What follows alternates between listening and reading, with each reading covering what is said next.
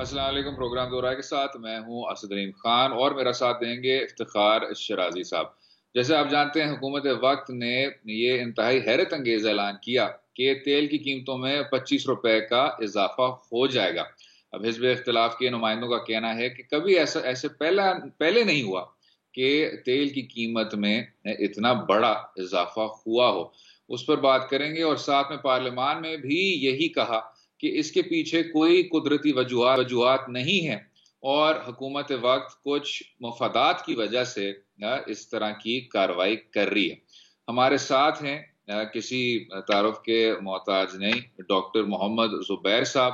ان کا تعلق IMF سے بھی رہ چکا ہے اور وہ اکنامک ایکسپرٹ بھی ہیں۔ بہت شکریہ شو میں شامل ہونے کا۔ ساتھ میں ہمارے ساتھ ہیں حیدر زمان صاحب، پاکستان پیپلز پارٹی سے ان کا تعلق ہے۔ بہت شکریہ حیدر صاحب شو میں شامل ہونے کا۔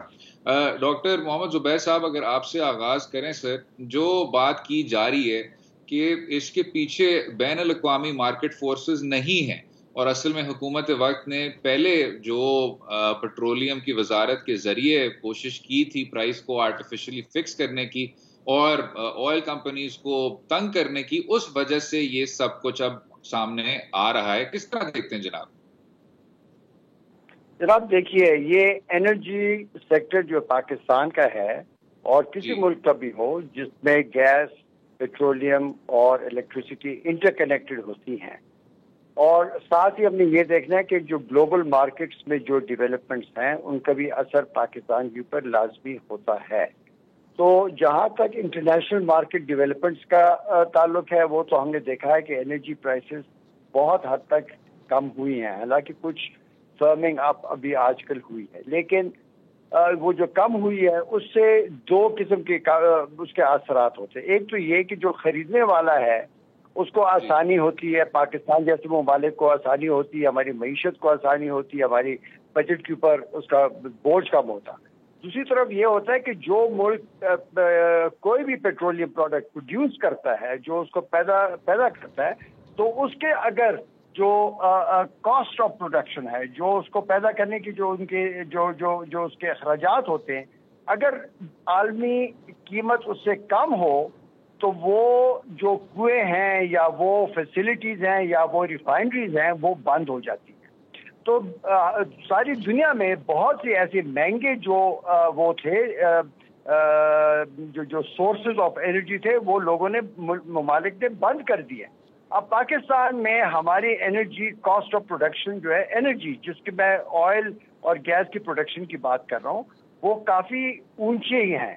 اب جب پاکستان نے کنزیومر پرائسز اور آپ کے پمپ کے اوپر جب قیمتیں کم کی، ہوا کیا کہ جو ہماری ریفائنریز ہمیں سپلائی کر رہی تھیں، یہ ان کی سپلائی پرائس سے 20 روپے کم پاکستان نے قیمت مقرر کی۔ وہ کیوں؟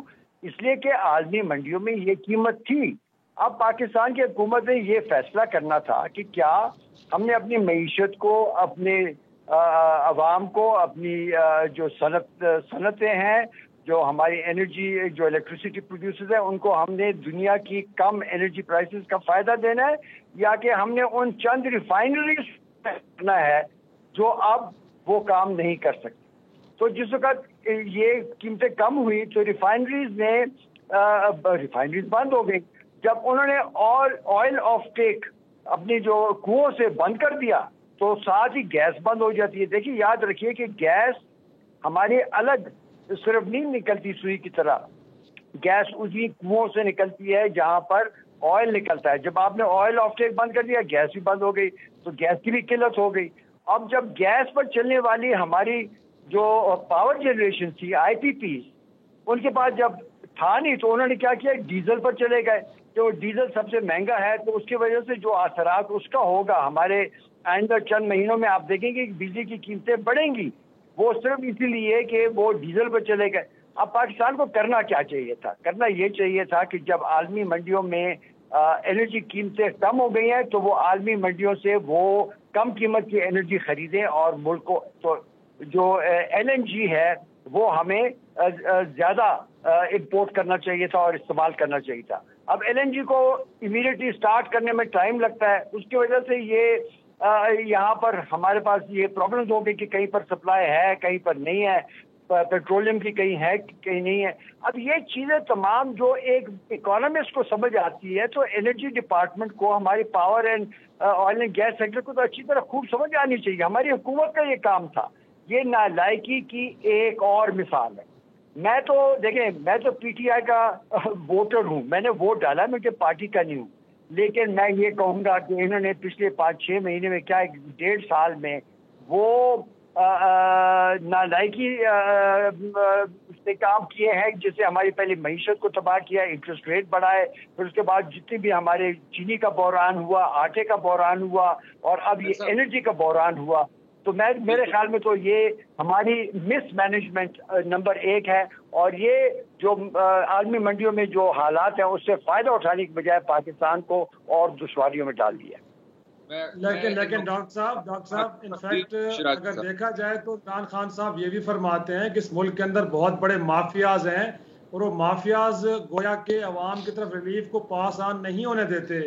وہ شوگر کے اندر ہو, وہ آٹا کے اندر ہو, یا اب دیکھا گیا ہے کہ جب آئل پرائسز نیچے آئی ہیں تو ملک کے اندر سپلائیز کو کم کر دیا گیا. آپ خود جانتے ہیں کئی لوگوں کے خلاف ایف آئی آر رجسٹرڈ ہوئی ہیں.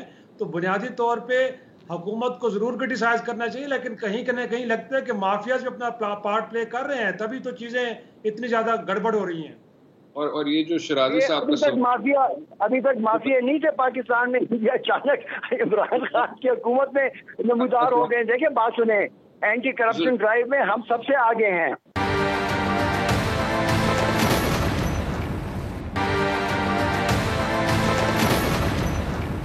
حیدر صاحب, جو بات کی جا رہی ہے مافیاز کی, اور پاکستان تحریک انصاف کا بہت دیر سے بیانیہ ہے. پہلے انہوں نے چینی کی مافیا پہ فوکس کیا, آپ کہہ رہے تھے کہ یہ پیٹرول مافیا ہے, لیکن ایک بار پھر آپ کو قیمت میں اضافہ دیکھنے کو ملی. کس طرح دیکھتے ہیں جناب؟ بہت شکریہ اسد, اور we are all privileged to have محمد زبیر صاحب. of course بہت گہری نظر ہے ان کی عالمی معیشت پر بھی, اور کس انداز میں پی ٹی آئی کی حکومت میں, جس کے وہ اقرار بھی کرتے ہیں وہ ووٹر ہیں, لیکن آج کل وہ اس کے بہت بڑے کرٹک ہیں پچھلے 5-7 ماہ سے, اور one would honor that. دیکھیے جو بیک گراؤنڈ زبیر صاحب نے بتایا وہ یقیناً ہماری ریفائنریز کی کاسٹ آف پروڈکشن اور عالمی منڈی میں تیل کی قیمتیں, اور آپ کو علم ہے کہ اپریل کے مہینے میں تو مائنس پہ آ گئی تھی برینڈ کی قیمت, اور اپوزیشن نے حکومت کو یہ کہا تھا, اور پارلیمان سے بھی, اور ہم نے جو ہے اپنے کمیٹیز سے بھی, کہ حکومت کو چاہیے کہ آپ اپنے آپ کو فیوچرز میں پیک کر لیں, اپنی انرجی سکاٹس ایٹ لیسٹ 1-2 سال کے لیے آپ فریز کر لیں, ہماری انڈسٹری کو کمپیریٹیو ایڈوانٹیج جائے گا. اب جہاں تک مافیاز کی بات کی, یہ بہت آئرونیکل ہے اسد کہ آٹا مافیا ہو, چینی مافیا ہو, دوائیوں کی مافیا ہو, شوگر مافیا, اور یہ آئی پی پی مافیا ہو پاور سیکٹر کی, یا ایون آٹو موبیلز کی, یہ سب کارٹیلز ہیں اور کانفلکٹ آف انٹرسٹ ہیں, اور اس کو روز میڈیا پہ اپوزیشن بھی اس پر بات کرتی ہے, آپ لوگ بھی کرتے ہیں اور آگاہی دیتے ہیں. لیکن coming to the issue of petroleum crisis, یہ جاتا ہے, میں کیونکہ اس پہ بات زیادہ کرنا چاہوں گا, یہ پاکستان کی قوم پر یہ جو پیٹرول بمب ہے, یہ جو ڈاکہ مارا گیا ہے, اس کے پیچھے ایک بہت بڑی سازش ہے. سب سے پہلی چیز میں یہ بتانا چاہوں گا کہ جب اوگرا پرائس ڈٹرمنیشن کرتی ہے, یہ دائرہ اختیار اوگرا کا ہوتا ہے, اور اوگرا کے ذریعے پیٹرولیم منسٹری کو سمری جاتی ہے, اور پھر فائنانس کو جاتی ہے, اور پھر فائنانس اس پہ فائنلی ڈیسائیڈ کرتی ہے کہ پورا بینیفٹ پاس آن کرنا ہے اگر ڈیکریز ہے پرائس کی, اور اگر انکریز ہے, اور اکارڈنگلی ماضی میں سیلز ٹیکس ایڈجسٹ ہوتا تھا. اور آپ نے دیکھا کہ جب ورلڈ پرائسز کریش کی تو آپ کی عوام کو اتنا پرائس نہیں دیا گیا, اور انہوں نے لگ بھگ 295 ارب روپیہ پیٹرولیم کی مد میں رکھا ہوا تھا, لیکن ان کے ابھی تک ریونیو ٹارگٹس پورے نہیں ہوئے. اور اس مالی سال کا بجٹ جو ٹیبل ہوا ہے اس وقت نیشنل اسمبلی میں, وہاں انہوں نے اس کو جو کہتے ہیں ہم نے ٹیکس فری بجٹ دیا ہے, پیٹرولیم لیوی کو فردر بڑھا دیا ہے, اور بجٹ ٹارگٹ کیا ہوا ہے تقریباً 479 ارب کے اوپر. اب سوال یہ پیدا ہوتا ہے کہ یہ کیا ایسی انہونی ہو گئی کہ 1 جولائی سے 4 دن پہلے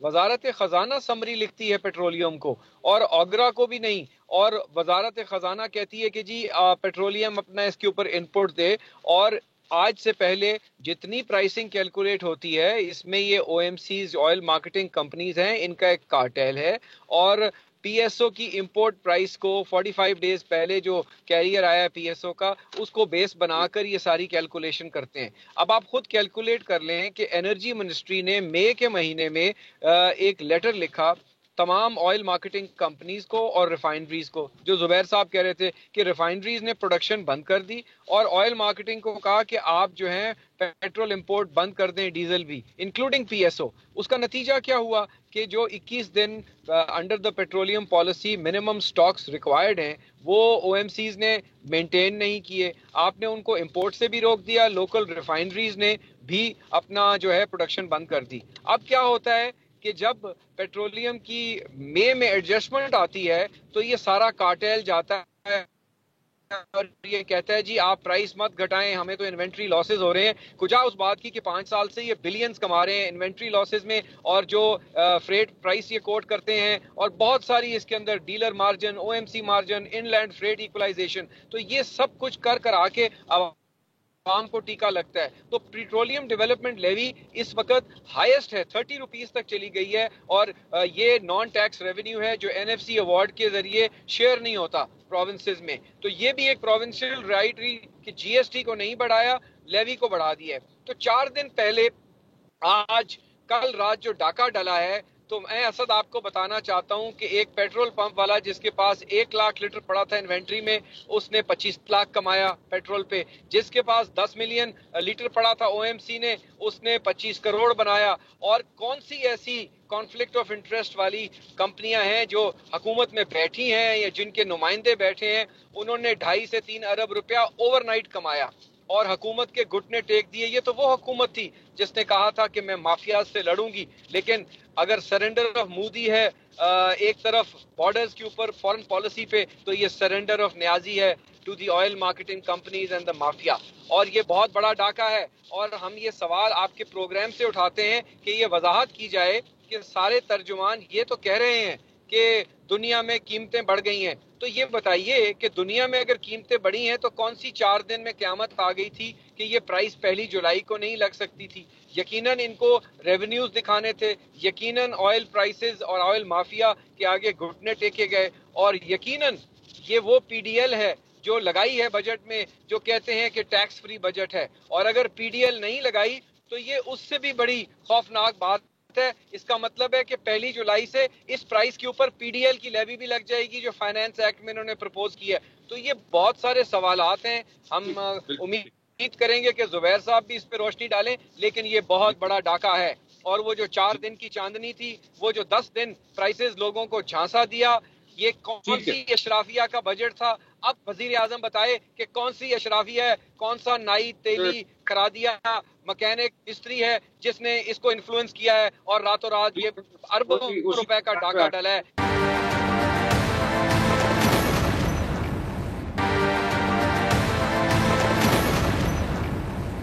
جو بات کی جا رہی ہے کہ مفادات کا ٹکراؤ نظر آ رہا ہے سب کو، اور جو آپ کے مشیر ہیں ان کو شاید انہی انڈسٹری سے اس طرح ان کا براہ راست تعلق نہیں ہونا چاہیے، اور ایگزیکٹ یہی چیز ہو رہی تھی جب آپ کے بڑے بڑے منصوبوں کے کانٹریکٹس ڈسکس ہوتے ہیں۔ جب یہ سارا چینی کا بھی بحران ہوا کہ آپ کے جو بہت سینئر وفاقی وزراء تھے یا جو سیاسی جماعت کے قریب تھے، ان کے ڈائریکٹ انٹرسٹ تھے آپ کے شوگر انڈسٹری میں۔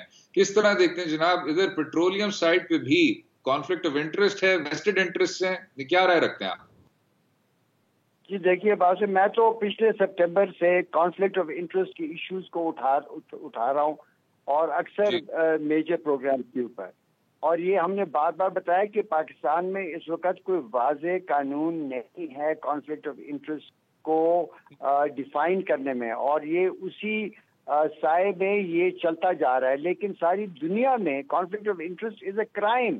اب یہاں پر ہمارے ایسے وزراء ہیں اور ایسے وہ ہیں جو ایڈوائزرز ہیں، ان کو وہی ذمہ داریاں دی گئی ہیں جہاں پر ان کے اپنے بزنس انٹرسٹ ہیں۔ میں دیکھیں نا، سب سے پہلے تو میں نے بتایا کہ جب انٹرسٹ ریٹ جب انہوں نے بڑھایا اور یہ باہر سے شارٹ ٹرم منی، ہاٹ منی کے ذریعے لائے، اور وہاں پر جب ان کو وہی چیز ان کو 5-6% کم مل سکتی تھی through longer term euro loans, انہوں نے وہاں پر بھی کچھ نہیں کیا. وہاں پر ہمارے جو فائنینشیل ٹیم کے جو اکنامک ٹیم کے جو دونوں مینیجرز ہیں ان دونوں کے ایکسٹرنل بیرونی ان کے وہ ہیں اپنے اکنامک انٹرسٹ ہے. میں نے کہا کہ میں کسی پر انگلی نہیں اٹھا رہا، لیکن میں پوچھتا ہوں کہ ہمیں بتائیں کہ آخر یہ کون انویسٹرز ہیں جو باہر 2% پر بورو کر کے پاکستان سے 13% لے رہے ہیں. اسی طرح پھر باقی تمام یہ جو آپ نے جن یہ جو کرائسس کی بات کی، یہ اس میں بھی پھر وہی ہوا ہے. انرجی سیکٹر میں ہم نے دیکھا ہے کہ ایسے لوگ بیٹھے ہوئے in charge of the energy sector decision making who have very high interest in power generation. اب دیکھیے بات سنیں، یہ میں کہتا ہوں کہ اس وقت بات ایک میکرو لیول پر، ایک مجموعی لیول پر بالکل واضح ہے کہ گلوبل مارکیٹس میں جب انرجی کی قیمتیں کم ہیں، پاکستان کو چاہیے تھا کہ وہ امپورٹ کرتے اسی لو لیول پر، لو پرائسز پر، اور پاکستان کی معیشت کو اور عوام کو اس کا فائدہ پہنچاتے. انہوں نے اس کے پہلے تو کرنے کی کوشش کی، لیکن اس کے بعد الٹا یہ ایک دم ایسے اقدامات لیے جس سے انہوں نے یہاں کی جو ویسٹڈ انٹرسٹ ہے، یہاں کی ریفائنریز، یہیں کی ڈسٹریبیوشن کمپنیز، ان کو فائدہ دیا. اب یہ مجھے پتہ نہیں ہے، میں ایسے وہ نہیں کرتا ایلیگیشن کہ اس میں کون سا منسٹر یا کون، لیکن یہ میجر بزنس انٹرسٹ ہیں. اور آخر جب ان کو اتنے بڑے بلینز آف روپیز کے ایڈوانٹیج، 300 بلین کی estimate is going around in the media, 300 billion کا جب فائدہ پہنچا ہے تو آخر کچھ گیو اینڈ ٹیک تو ہوا ہوگا. یہ ہوئی تو یہ لوگ کسی کو نہیں دے دیتے. ٹھیک ہے، بات سنیں، یہاں پر کسی کو یہ کوئی انہوں نے کوئی یہ کوئی وہ انکم سپورٹ پروگرام تو نہیں ہے، یہاں پر تو بلینز آف روپیز کی بات ہو رہی ہے. This requires a major investigation. I am already in the Supreme Court on a petition which the Supreme Court, the Honorable Court has not yet taken up but not rejected on the interest rate issues. تو میں تو کہتا ہوں کہ یہ جو ابھی جو اس دفعہ کا جو اسکینڈل ہے، یہ تو مجھے دس از جسے کہتے ہیں نا stinking to the high heavens. یہ تو بالکل انہوں نے ایک صرف چند کمپنیوں کے مفاد کے لیے ایسے اقدامات لیے ہیں جو پورے قوم اور پوری سارے کنزیومرز اور سارے انڈسٹریز کے مفاد کے برخلاف ہے.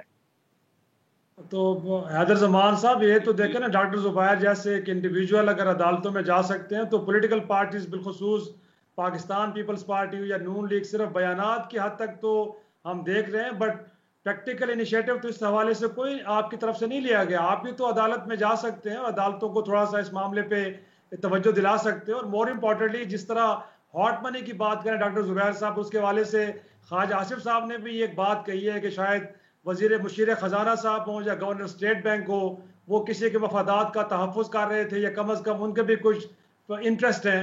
تو اس معاملے کو بھی تو دیکھا جا سکتا ہے، اس کے اوپر بھی تو کمیشن بن سکتا ہے کہ پوچھا جائے کہ وہ کون لوگ تھے جنہوں نے پاکستان کے اندر انویسٹ کر کے تو ہائر انٹرسٹ ریٹس کے اوپر یہاں سے پیسے لے کے گئے.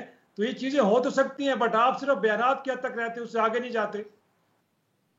شرائی صاحب دیکھیے، سب سے پہلا پولیٹیکل پارٹیز کا جو اقدام ہے اور جو فورم ہوتا ہے وہ پارلیمان ہے. پارلیمان میں فائنانس کمیٹی آف سینٹ ہے، finance committee of national assembly ہے، اور پارلیمان کی اور جو پالیٹکس کی جو لڑائی ہے، یہ ایشوز ہیں.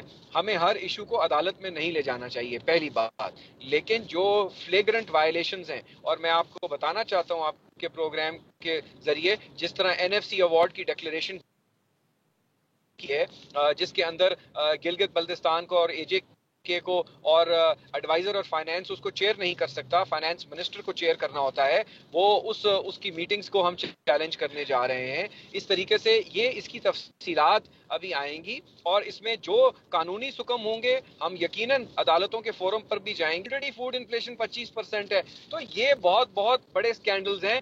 آپ کے فائنانس بل میں میں آپ کو بتاؤں آپ کے ناظرین کو کہ بہت ساری چیزیں شاید بجٹ ڈاکیومنٹس کی تہ در تہ میں چھپی ہوئی ہیں. ایک تو یہ ان ریئلسٹک اور غلط فگرز پہ بجٹ ہے، لیکن آپ یہ دیکھیے کہ FBR نے ایک امینڈمنٹ پرپوز کی ہے section 3 sub section 7 sales tax act میں، اور وہ یہ کہتے ہیں کہ ود ہولڈنگ ٹیکس جو ہے آن گڈز اینڈ سروسز جو ہے وہ کلیکٹ کیا جائے گا. اب آپ مجھے بتائیے کہ سروسز پہ تو ٹیکس جو ہے وہ آئٹم 49 کے تحت صوبوں کے پرویو میں آتا ہے اور چاروں ریونیو بورڈ صوبوں کے کلیکٹ کر رہے ہیں، لیکن ایف بی آر نے فائنانس ایکٹ میں ڈال دیا ہے کہ فیڈرل سیلز ٹیکس ایکٹ میں گڈز اینڈ سروسز کا ٹیکس، یعنی بلیٹنٹ کانسٹیٹیوشن وائلیشن ہے. تو ہم اس کو بھی چیلنج کرنے جائیں گے. ابھی ہم کٹ موشنز ہماری پارٹی نے دیے ہیں، اگر یہ فائنانس بل پاس ہوا ہم اس کو عدالت میں چیلنج کریں گے، کیونکہ آئین میں جو صوبوں کی کلیکشن رائٹ ہے اس پر بھی وفاق حملہ ڈال رہا ہے. جہاں پہ ڈویزبل پول میں پیسے آنے ہیں وہاں کٹوتیاں کر نان ٹیکس ریونیو میں، اور تو یہ ایک بہت بڑا ڈاکہ ہے. اور جہاں پہ حکومت ڈاکے ڈال رہی ہے، ساتھ میں حکومت کی مافیا بھی ڈاکے ڈال رہی ہے. 125 ارب چینی کی مد میں نکل گیا لوگوں کی جیبوں سے. آپ کو یاد ہے 350 ارب جی آئی ڈی سی کا سیٹلمنٹ کیا. کسان کو یوریا پہ فرٹیلائزر پہ سبسڈی نہیں ملی، لیکن فرٹیلائزر مافیا لے گئی آدھی سبسڈی. اب زبیر صاحب جیسے بتا رہے ہیں کم از کم 300 سے 350 ارب روپیہ آئل مارکیٹنگ کمپنیز نے بنایا، اور پاکستان کا غریب کسان، پاکستان کا سٹرگلنگ انڈسٹریلسٹ ٹریڈر وہ اس کے بل بھرے گا. تو کون دے گا اس کی پرائس؟ نااہل نکمی ناجائز سرکار. اس سرکار کو اب جانا ہے. ہمیں اسی ٹائم پہ وقفہ لینا ہے، وقفے کے بعد گفتگو رہے گی. اسٹے ود اس.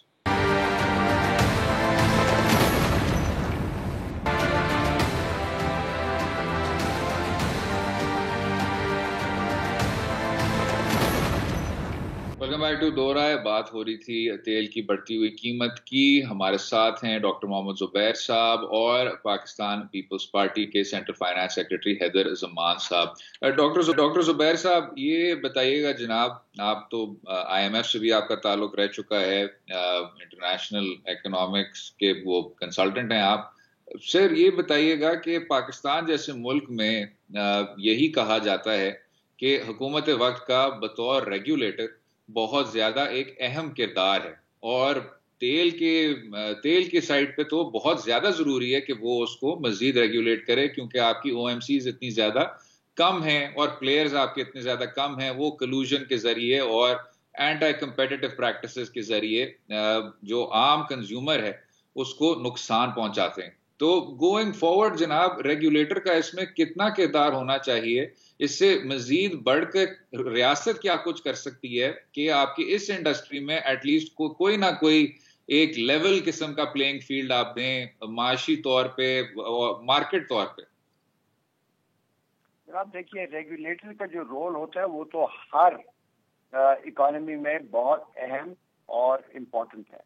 بلکہ میں تو یہ کہوں گا کہ جو ڈیولپڈ کنٹریز ہیں وہاں پر تو ریگولیٹرز کی جو کوالٹی آف سروس ہے اسی کی وجہ سے وہاں پر کمپٹیشن اور بیٹر گورننس ہوتی ہے. پاکستان میں بھی آہستہ آہستہ ہم لوگوں نے ایسے ریگولیٹری فریم ورک ڈیولپ کیا اور ان کے لاز ایسے بنائے ہیں جس میں ان کو انڈیپینڈنس ہونی چاہیے ان میکنگ ڈیسیژنز، اور ان کی جو ہیڈز ہوتے ہیں، ان کے جو بورڈز ہوتے ہیں جو کنٹرول کرتے ہیں، ان کو بھی ہم نے کچھ حد تک ٹینیور دیا ہوا ہے تاکہ ان کو ہر روز ہٹا نہ سکے.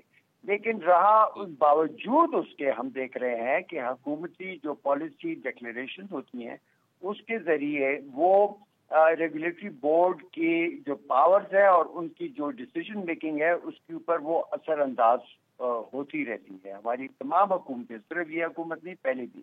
اب بات یہ یہاں پر تو جب ہم دیکھ رہے ہیں کہ جب انہوں نے اس پورے مسئلے کو جو انرجی میں جو ہمارا ہے اس پہ ہماری جو پروڈکشن لیولز ہیں جو آئل فیلڈز کے اندر اور گیس فیلڈز کے اندر اور پھر ریفائنری کی جو کاسٹ آف پروڈکشن ہے اس کو، اور پھر جو امپورٹ کا جو ہمارا نظام ہے اس کو بغیر سمجھے ہوئے انہوں نے کچھ ایسے اقدامات لیے جس کی وجہ سے یہ آرٹیفیشل شارٹیجز وہ خود اپنی غلط پالیسی اس میں بناتے ہیں، اور ان دی اینڈ اس میں سے نکلنے کے لیے ان کے پاس راستہ یہی ہوتا ہے کہ جو بڑے ویسٹڈ انٹرسٹ ہوتے ہیں ان کو بڑے بڑے منافع ملتے ہیں. میں تو یہ کہوں گا کہ یہ ریگولیٹری بورڈ جو ہے یہاں پر تو ہماری جو پارلیمنٹری سسٹم ہے جس سے پہلے ہم نے سنا بھی کہ یہ بڑا امپورٹنٹ ایک اوور سائٹ ہے، یہ ریگولیٹری سسٹم کے ساتھ ہی یہ چلتا ہے. تو جو پارلیمنٹری کمیٹیز ہیں ان کو زیادہ اس میں اس کی اوور سائٹ کرنی چاہیے, اس کو دیکھنا چاہیے. لیکن ان دی اینڈ ہوتا یہی ہے کہ جس وقت قانون توڑا جائے اور جتنی بھی بات, اور ہماری فری پریس جو ہے اس کے ذریعے بھی اس کے اوپر کنٹرول ہو. لیکن ہم کافی چیزوں کی ریویلیشن ہو رہی ہیں کئی مہینوں سے, کئی سال سے, لیکن کچھ ایکشن نہیں ہوتا. تو پھر وہاں پر آ کر لازمی کورٹس کے پاس جانا چاہیے. میں خود اس میں بلیو کرتا ہوں کہ ہر ایک جو آرگنز آف دا اسٹیٹ ہے ان کے اپنے رخ ہیں, لیکن جوڈیشری کا ایک کم از کم ایک اینڈ از لاسٹ ریزورٹ کہ جب ہمارے ڈفرینسز ایسے ہوں کہ وہ نارمل ریگولیٹری سسٹم میں اور پارلیمنٹری سسٹم کے ذریعے وہ ریکٹیفائی نہ ہوتی ہوں, تو وہ پھر ہمیں کورٹس کے پاس جانا پڑتا ہے. میں اس کو تسلیم کرتا ہوں کہ ہماری کورٹس کی بھی ایبلٹی ٹو ہینڈل یہ ٹیکنیکل سبجیکٹس جو ہیں وہ رادر لمیٹڈ ہوتی ہیں, لیکن it's a job of the petitioners and those other technicians to assist the court. لیکن lawyers کا بھی یہی کام ہوتا ہے to assist the court to make the right decision. یہ کورٹ کے پاس ہر فن کی جو مکمل علم ہے وہ تو ہونے لازمی نہیں ہے, لیکن یہ جو لوگ اس میں پارٹیسپیٹ کرتے ہیں انہوں نے اسسٹ کرنا ہوتا ہے کورٹس کو. تو میرے خیال میں تو یہ ریگولیٹری سسٹم جو ہمارا ہے وہ اپنی جگہ پر صحیح ہے, لیکن یہ پارلیمنٹری اوور سائٹ کو بھی ذرا اور یہ اپنا ٹائٹ کریں, اور ساتھ ہی جب دیر از نو ادر ریکورس تو پھر کورٹس میں بھی جانا پڑے گا to assist the regulatory system کہ بھائی ان کی جو ریکمنڈیشن ہے وہ امپلیمنٹ کی جائے. تو حیدر رحمان صاحب, ڈاکٹر صاحب نے بھی بال آپ کے کورٹ میں پھینک دی ہے, لیکن اگر ہم بات کریں تو اس 22 کا ماہ کی جو تحریک انصاف کی حکومت ہے اس کے پاس ایک اچھی بات کرنے کو ہے, وہ یہ کہ انہوں نے جو کرنٹ اکاؤنٹ خسارہ ہے اس کو 20 ارب سے کم کر کے 3 ارب پہ لے کے آئے. باقی تمام کے تمام انڈیکیٹرز نیگیٹو ہے, اور ماشاءاللہ اب تو گروتھ بھی نیگیٹو میں چلی گئی ہے. لیکن دوسری طرف ہم دیکھ رہے ہیں کہ جو اپوزیشن جماعتیں ہیں پارلیمان کے اندر بڑی دھواں دار تقاریر ہو رہی ہیں, پریس کانفرنسز بھی ہو رہی ہیں, اور ایک دوسرے کو ٹیلی فون کالز بھی کی جا رہی ہے اور خیریت دریافت کی جا رہی ہے. اس سے آگے ابھی تک ہمیں کچھ نظر نہیں آ رہا. سر, تو جو آپ بھی فرما رہے ہیں کہ اس وقت جو عوام کا حال ہو چکا ہے, جو ملک کی اکانومی کا حال ہو چکا ہے, تو آپ سر کس بات کا انتظار کر رہے ہیں؟ آپ کو بھی کسی امپائر کی انگلی کا اشارے کا انتظار ہے, یا آپ کوئی فیصلہ کرنے جا رہے ہیں کہ پبلک کو ریسکیو کرنے کے لیے پولیٹیکل پارٹیز باہر آئیں گی اور گورنمنٹ کو ٹف ٹائم دیں گی؟ اور میں اگر اسی کے ساتھ مختصر ایک سوال جوڑ دوں حیدر صاحب, مختصر question on at the end of Shirazi صاحب, کہ شیڈو بجٹ ہوتی ہے جناب حزب اختلاف کی جو سیاسی جماعتیں ہیں وہ اکثر پالیسی کے ذریعے جو عوام ہے اس کو آگاہ کرتی ہے کہ متبادل یہ ہوگا, اور اگر ہم ہوتے تو شاید اس طرح کرتے. تو پیپلز پارٹی کی جانب سے یا جنرلی اپوزیشن پارٹیز کی جانب سے اس طرح کی ہمیں کوئی پالیسی اورینٹڈ ڈسکشن ملے گی قانون سازی کے حوالے سے یا شیڈو بجٹ کے حوالے سے یا آلٹرنیٹیو پالیسی کے حوالے سے سر؟ کہ یہ حکومت بہت جلد زمین دوز ہونے جا رہی ہے اور سڑکوں پر نکلنے سے کے علاوہ بھی بہت سارے آپشنز ہیں, اور ماضی میں بھی آپ نے دیکھے حکومتیں تبدیل ہو جایا کرتی ہیں. اپنی پاکستان کے ادارے, پاکستان کی معیشت, پاکستان کا نیشنل انٹرسٹ. اسد, ہم نے جو سینٹ کی اسٹینڈنگ کمیٹی آن فائنینس ہے جس نے نکات دیے, ہم نے وہاں پر بھی اپنے پوائنٹس دیے ہیں, اور ہم شیڈو بجٹ ہمارے پاس موجود تھا اور ہم نے پری بجٹ پریسز کیے تھے, نفیسہ شاہ نے بھی کیے تھے, ہم نے بھی کیے تھے, اور ان کے جو افسانے ہیں ان کو بے نقاب کیا تھا, جس میں سے سب سے بڑا افسانہ تھا جو پوری نیشنل میڈیا میں کیری کیا کہ پی ٹی آئی کی حکومت میں اور کچھ نہیں بڑا یکسوئی کے ساتھ 1 لاکھ گدھے سالانہ اضافہ ہو رہا ہے. یعنی 53 لاکھ پہ ان کو گدھے ملے تھے پی ٹی آئی کو, اور 54 لاکھ ہوئے 19 میں, اور 20 میں جو ہیں یہ 55 لاکھ ہو گئے ہیں. تو کیا سائنٹیفک ٹیکنالوجی ہے کلوننگ کی انہوں نے کہ پاکستان میں گدھوں کی تعداد 1 لاکھ سالانہ کے حساب سے بڑھتی رہی ہے. اکنامک سروے اور بجٹ ڈاکیومنٹس کے فگرز ٹیلی نہیں کرتے, یعنی اگر کہیں ریونیو کچھ دکھایا گیا ہے تو بجٹ میں کچھ دکھایا جا رہا ہے. یہاں تک کہ ہمیں پریس کانفرنس کرنی پڑی کہ فائنانس منسٹری نے بجٹ ڈاکیومنٹ اپنی ویب سائٹ پر نہیں لگایا. کبھی پاکستان کی تاریخ میں ایسا نہیں ہوا کہ بجٹ ڈاکیومنٹ کی تفصیلات جو ہیں وہ فائنانس منسٹری اپنی ویب سائٹ پہ نہ لگائے. تو لگتا یہ ہے کہ آئی ایم ایف کے بابوؤں کا بنا ہوا بجٹ 4-5 دن پہلے فائنانس کو ملا اور فائنانس نے وہ بجٹ پیش کر دیا. تو گورنر اسٹیٹ بینک بھی آئی ایم ایف کا, ایڈوائزر آن فائنانس بھی اسٹیٹ بینک کا آئی ایم ایف کا, اور ڈپٹی گورنر بھی آئی ایم ایف کا. تو جب ان کی پوری ٹیم یہاں موجود ہے تو پاکستان کی سلامتی کو خطرہ ہے، اور ان لوگوں کے ہاتھوں معیشت برباد ہو گئی، فوڈ سیکیورٹی کمپرومائز ہو گئی ہے۔ زراعت نے ہی آپ کو گروتھ دی تھی اسد، اس مالی سال میں جو اینڈ ہو رہا ہے 2.7%، اگلے سال یہ بھی نیگیٹو میں ہوگی کیونکہ ٹڈی دل کے حالات ہیں۔ حیدر زمان صاحب، کسی زمانے میں حفیظ شیخ صاحب آپ کے وزیر خزانہ بھی رہ چکے ہیں سر۔ بالکل رہ چکے ہیں، لیکن ہم نے نکیل ڈالی ہوئی تھی۔ ہمارا IMF پروگرام جو تھا نیگوشیٹڈ تھا، ہم نے اس میں BISP دیا، ہم نے اس میں لوگوں کو ریلیف دی، ہم نے 150% تنخواہیں بڑھائیں، ہم نے بہت کچھ کیا، ہم نے 68 لاکھ ہم نے جابز کریٹ کی۔ اس پہ اور پروگرام کر لیں، میں پورے حقائق دوں گا۔ آپ کو انٹرپٹ کر رہا ہوں حیدر صاحب، اصل میں وقت کم ہو رہا ہے۔ میں اصل میں ڈاکٹر زبیر صاحب سے IMF کے متعلق بھی کافی کچھ پوچھنا چاہ رہا تھا، لیکن we learn from you gentleman. بہت شکریہ ڈاکٹر محمد زبیر صاحب، بہت شکریہ حیدر زمان صاحب شو میں شامل ہونے کا، اپنا قیمتی وقت ہمیں دینے کا۔ افسوس حکومت کے کئی نمائندوں کو بھی ان سے پوچھا گیا کہ ہمیں وہ آج وقت دیں تاکہ ڈسکشن بھی متوازن ہو سکے۔